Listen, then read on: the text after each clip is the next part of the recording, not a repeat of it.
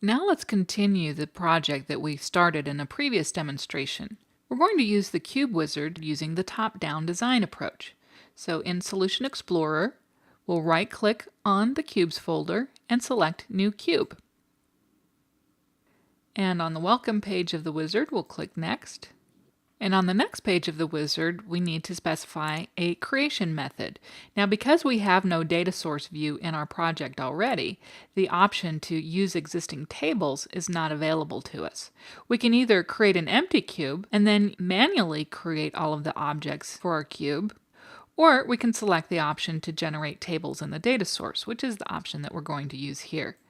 If we do choose to generate tables in the data source, we can either proceed and fill in the blanks ourselves, or we can use a template based on the AdventureWorks design. We're going to use the None option here. So we'll click Next. And here's where we type in our measure names. So we'll start with sales amount.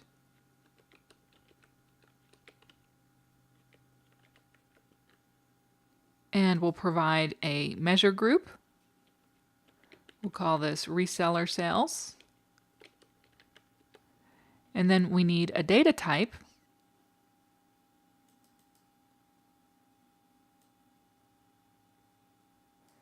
In this case, sales amount is currency. And then we specify an aggregation function, which is usually the sum function, but you can see that there are others available here. Now we need to continue adding measures to answer the business questions that we reviewed in the introduction module. So to answer those business questions, we also need to include order quantity,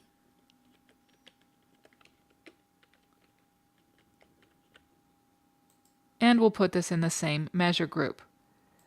The order quantity will have an integer data type, but it'll be easier to see these data types if we go ahead and expand this window for the wizard.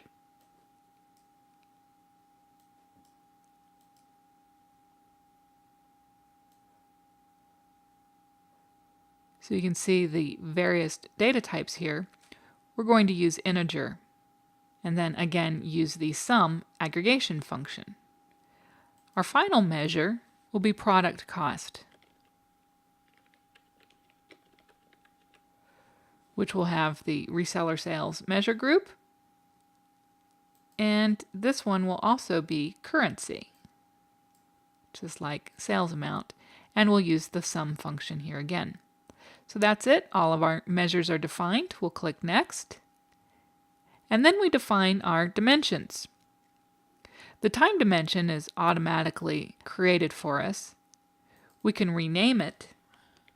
We can call it date if we like, and we can choose whether we want to support slowly changing dimensions, which in the case of dates usually isn't necessary. We also need to add other dimensions. So to answer our business questions, we need to have a product dimension and a sales territory dimension. The product dimension will be a snowflake dimension. We'll have separate tables for each level of the hierarchies, product, subcategory, and category.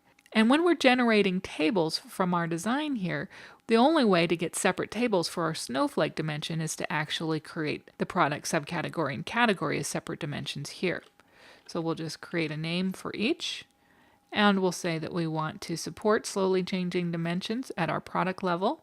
So just add some additional attributes to our design.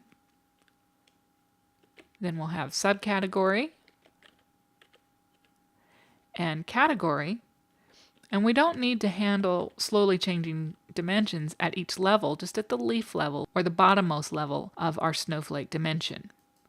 And then we'll have one more dimension called sales territory. When we're done, we just click Next. Now, because we've defined a time dimension, we need to give more information. We need to specify the beginning and the end date to include in our dimension. For this example, we can be consistent with the date ranges that are supported in the AdventureWorks DW database. So we'll specify our earliest date as 2005.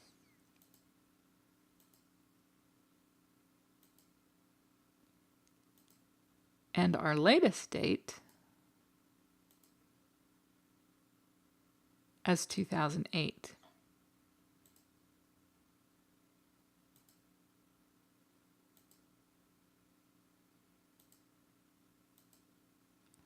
We can specify the first day of the week, and we can also specify which time periods we want to support.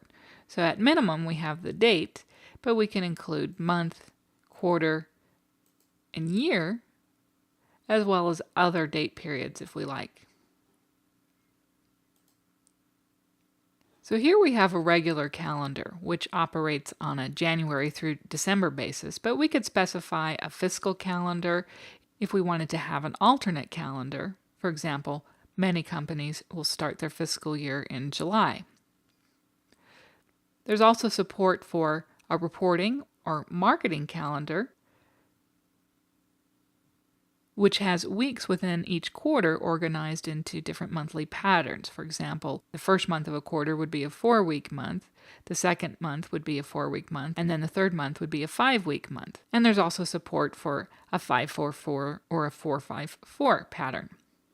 Then we have a manufacturing calendar, which essentially has quarters, which basically assigns weeks to quarters, but then allocates the extra periods to a specific quarter. There's also support for the ISO 8601 calendar. What this means is we have dates in our dimension, and they'll roll up into weeks and months and quarters and years as applicable according to these calendars. On the next page of the wizard, we specify which of our dimensions will have a relationship to the measure groups in our cube. If you think in terms of tables, we're essentially creating foreign key relationships between each of these dimensions and the measure groups. So for example, we have date, we're going to store in our fact table.